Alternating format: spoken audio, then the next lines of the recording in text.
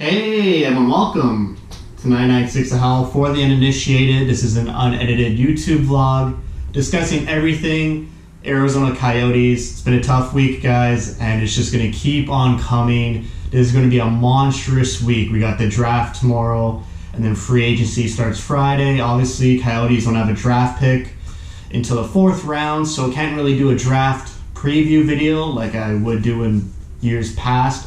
But so much speculation and trade talk, it really gets you down reading the Reddits or the Discords or whatever hockey forums are on, or even Twitter. So a lot of things to cover. The main crux of this video would be discussing the captain, Oliver Ekman-Larsson, but I just want to give a quick shout out to Michael Grabner. It was an expected move to buy Grabner out. I was hoping for at least a 4th round pick, a 4th or a 5th, but seems like the market really didn't value Grabner as much as the fans do.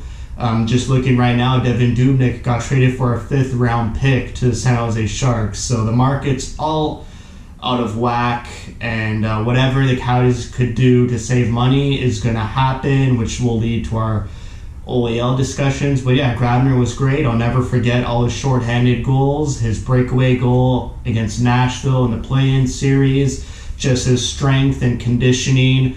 Well, I've never seen a player like that in my life, so I'm going to miss Grabner. Great guy, but I felt like Talkett really didn't trust him 5-on-5, and later in the end of the season and even in the playoffs, he started playing Hinostroza on the PK with Brad Richardson, so it seems like Hinostroza would be the great Michael Grabner replacement, and hoping at the time of this video, I hope the Coyotes sign him. He's a restricted free agent, so I hope the Coyotes sign him and Fisher and Labushkin and Gross and Capobianco, but time will tell. I believe those signings should be announced soon. Maybe at the time of this video they'll be announced, with just my luck. So thank you, Grabner. Moving on to the big elephant in the room is Ekman-Larsson, and why the Coyotes are thinking about trading him just boggles my mind. I've thought about it for a long time. I really don't know the answer. I know everyone knows, it's apparent that this season and maybe even next season, a lot of NHL teams are trying to shed salary and cut costs, and the Coyotes have come out and said that too. Pittsburgh's cutting costs, Minnesota's cutting costs, just to name a few. And obviously the Coyotes are cutting costs too. And the ownership came out and said anyone over the age of 25 with a high salary, the general manager is open to trading them. And at first I didn't think that would involve Oliver Ekman-Larsson. I said in previous videos that I think OEL and Kemper are going to stay on the team, and I still think that too. You'll find out at the end of the video. But with a new GM, a new fresh face, I want to believe he's exploring all his options. He's got signal from ownership that they want to cut salary. So look, who's making the most money for the longest period of time? Yes, it's Oliver Ekman-Larsson. But I think as a new GM, your first move shouldn't be trading away the captain, especially for prospects or a draft pick. I mean, this team has been starved for a number 1 center for almost over 10 years. And if there was one trade to be made for a number 1 center, it would involve Oliver Ekman-Larsson. So the rumblings I'm hearing is that the Coyotes aren't even looking for a number 1 centerman. They're looking for some prospects, a 1st round pick for sure. And the two teams that Ekman-Larsson has given to the GM are Vancouver and Boston. So OEL has a no movement clause, and he's only restricted to being traded to 2 teams. So kind of handcuffs the Coyotes for trying to make a move to get a number 1 centerman. Vancouver has Brock Besser, which I would love a trade involving Ekman-Larsson and Besser. Obviously, the Canucks don't, and they want to keep Besser. They're looking at trading more younger guys, guys who aren't on their roster yet. And I feel like for the Coyotes, for trading away Ekman-Larsson, it's gonna be a step backwards. You can't really fill that number 1 D role on the Coyotes yet. Jacob Chychrun is almost there, maybe a year or 2 away. But having that hole on the first power play unit, I don't think Chychrun is ready for that first power play unit D-man spot yet. Ekman-Larsson's still a great player. I mean, he's great defensively. He's very underrated defensively. One of the best on the team next to Nicholas Hjalmarsson. He's still good for 10 goals. I mean, he scores 10 goals pretty much every season he plays. He had a 20-goal back-to-back seasons and 5-6 years ago in 14-15 and 15-16. I think those days are behind him. You don't look to OEL to score 20 goals, but he's good for 10 goals consistent every year. And he's always averaged a .5 PPG, a points per game. So he's good for 40 points a season. He contributes offensively. He contributes off the ice in terms of building a community and helping the community in Arizona out. In terms of captaincy and leadership, I don't think OEL is bad. I think, the whole leadership group kind of lost their edge in that Colorado series, but I wouldn't put all the blame on Ekman-Larsson and say he's a bad captain. He's only been captain for 2 years. They missed the playoffs last year by just 4 points in an injury-riddled season, and this season, due to the circumstances, they punched their way into the round of 16, into the official playoffs. So for a second-year captain, bringing a rebuilding team to the playoffs, you can't really knock the guy. And how they performed against the Avalanche, there's a whole myriad of reasons why that happened.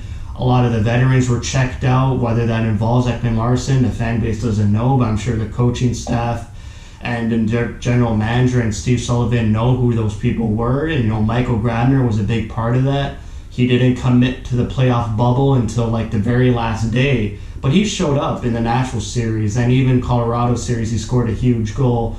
But just guys like him who weren't really committed to that whole bubble playoff play-in thing. Maybe there were some other guys in the group who weren't really putting their full effort out. But Ekman-Larsson looked good, I feel, in the play-ins and the playoffs. So I can't really speculate on that. And so if you ship out Oliver Ekman-Larsson, you get a first-round pick because of the whole draft situation. There needs to be way more. In my mind, I would expect a roster D-man who's ready to play already NHL minutes, and then someone to help the top 6 forwards. So Vancouver, I would love Besser. Probably won't happen. For Boston, I was hearing a lot of Brandon Carlo and Jake DeBrusk type packages, which I could get around to. Brandon Carlo is a great defensive D-man. He's cheap. If Oliver Ekman-Larsson goes, defensively the Coyotes should still be okay with Carlo in the mix. And then you add Jake DeBrusk, a winger, to that top 6, and he could pot in some goals. He's young, he's cost-controlled, won't, ask for too much money. So I could see that making more sense. But I still think the Coyotes are just exploring options. They're listening on everyone who's over 25 years old on the roster. I really hope Bill Armstrong realizes who the actual anchors on the team are and who need to be traded. I'm talking about Derek Stepan, Alex Goligoski, Jason Demers, Phil Kessel, and maybe Antti Ranta.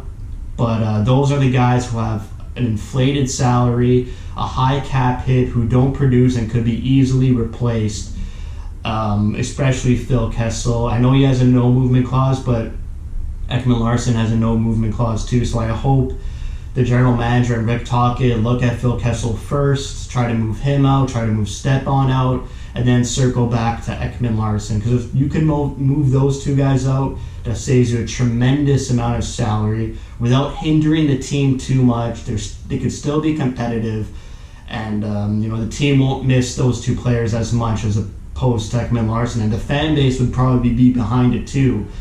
Kessel didn't really work out. Stepan only has 1 year left. So the fan base can swallow that and move on into a more leaner, younger Coyotes team. But swallowing the pill of trading Ekman-Larsson is not going to sit well with the fan base.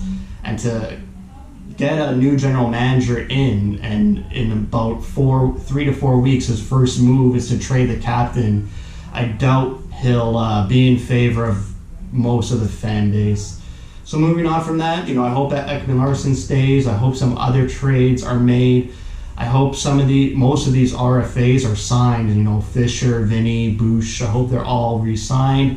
We'll see what happens with Brad Richardson. He will be an unrestricted free agent Friday. If they can bring him back on a cheap deal, sure, but I think they'll probably move on from Brad Richardson.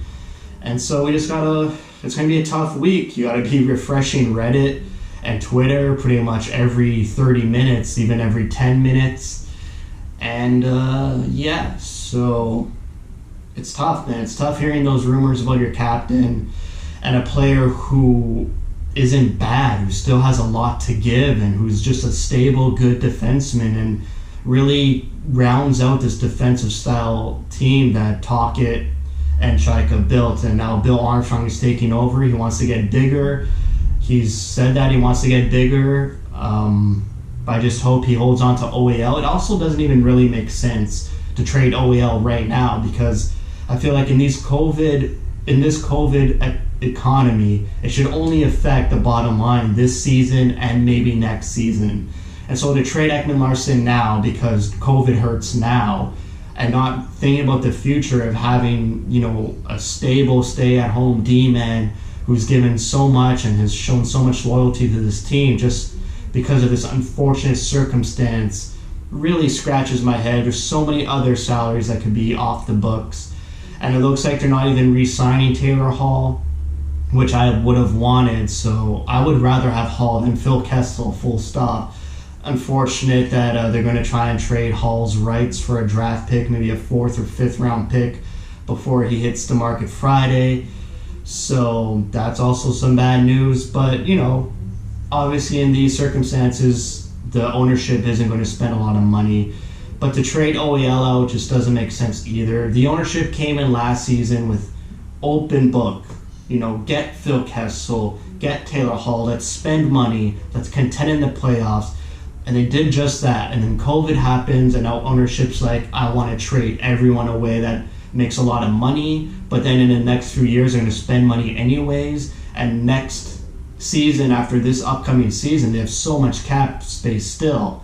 So it's not like Ekman-Larsson is like a bad cap hit, because after this season coming up, they have like $35 million in cap space, and OEL will just be an afterthought. He deserves the money because he's been with the team for so long. He's loyal. He's been a good captain. His track record for 2 seasons, playoff bubble team in both those seasons. He's a great community guy. It's only $8 million, and after this COVID era, the cap is going to increase by $2-3 million each year. So it won't even be that bad, 3 or 4 years down the road. And like I said, with so much cap space after this upcoming season, it's just, you don't trade your captain and your number 1 D-man for some prospects and draft picks unless you can get some NHL-ready bodies who could excel immediately. Maybe an Edmonton Oilers trade with Evan Bouchard and a first-round pick. I'd be good for that. Bouchard could get accelerated in his development. He's an exciting young D-man, and then adding a first-round pick to that, I could take that trade, because you're getting a younger, cost-effective, cheaper D-man with tremendous upside. So I could see that trade happening. But to do this trade just for a first-round pick doesn't really make sense to me. If you're going to replace OEL, he has to be replaced immediately. And guys like Brendan Carlo with Jake DeBrusk, or a Evan Bouchard type player who's NHL ready and has tremendous upside. I could see that happening, but it still doesn't make sense to me. I still think Bill Armstrong's just exploring his options, asking players with no movement or no trade clause where would they want to go, try to work something out. But I firmly believe Ekman-Larsson's going to stay a Coyote, and this will all blow over because it really doesn't make sense from my perspective. So that's it for me. It's a long one. I expect to be making so many more videos this week because of just the timing of the draft and free agency. So keep it locked here. Thank you for watching, and thank you for your support.